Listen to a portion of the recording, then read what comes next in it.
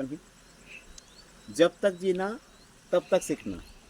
अर्थात मनुष्य जीवन में आप जब तक जिंदा हो तब तक हमें सीखना है।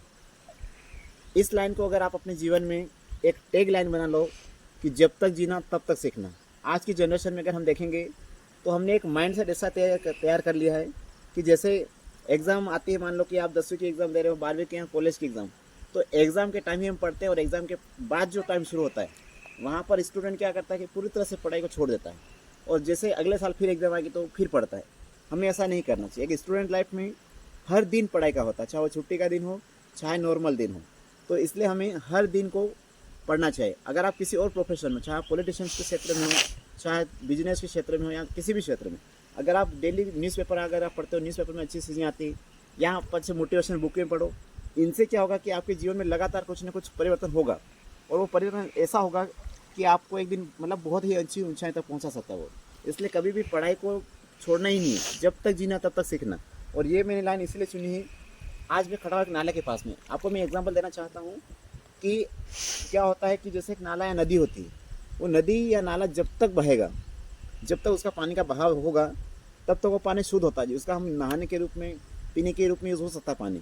लेकिन जैसे ही वो उस नाले का पानी अगर कहीं एक जगह इकट्ठा हो गया और वो आगे उसका बहाव नहीं हो पा रहा तो पानी क्या होता है, गंदा हो जाता है।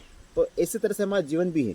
अगर जब तक हमारे जीवन में हमें कुछ नई नई चीज़ें मिलती रहेगी, हमारे माइंड को नई नई चीज़ें जैसे मिलती रहेगी, तब तक हमारा जीवन एक अच्छे रास्ते पर चलेगा। लेकिन हम जिस दिन हमने सीखना छोड़ दिया, जिस दिन हमने नई नई चीज़ों को एक्सेप्ट करना छोड़ दिया, उस दिन से हमारे जीवन में भी ठहराव आ जाएगा और यही ठहराव व्यक्ति को फिर आगे नहीं बढ़ने देता है। तो मेरा यही कहना है कि सभी स्टूडेंट्स लाइफ में जो भी है, उन्हीं विद्यार्थी से ये कहना है कि आप लोग कभी भी छुट्टी मत समझिए। छुट्टी का मतलब ये होता है कि उनका और अच्छे से यूज़ करना है छुट्टी का।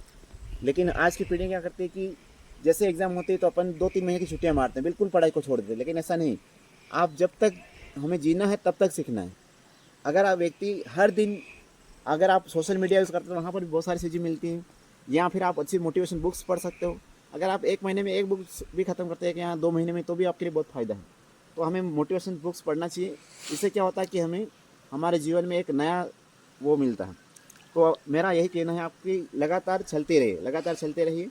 और चलने का मतलब ये नहीं कि आप सिर्फ चलते, उसको मतलब कि आप लोग अच्छे क्षेत्र में, मतलब पढ़ाई के क्षेत्र में कुछ ना कुछ पढ़ते रहिए। कुछ ना कुछ पढ़ते रहने से क्या, जैसे कि मतलब शरीर को जिंदा रहने के लिए हमें भूख लगती है और भूख लगने के मतलब भूख लगती है तो हम खाना खाते हैं। उसी तरह से हमारे दिमाग का भी भोजन होता है और दिमाग का भोजन ये होता है कि हम उस दिमाग में अच्छे से सीखें, यानी कि अच्छे विचार लाएँ, अच्छे थॉट्स लाएँ। उन विचारों को हम अपने जीवन में यूज़ करें ताकि हमारा जीवन सक्सेस हो सके। तो आप सभी का बहुत बहुत धन्यवाद इस वीडियो को पूरा सुनने के लिए।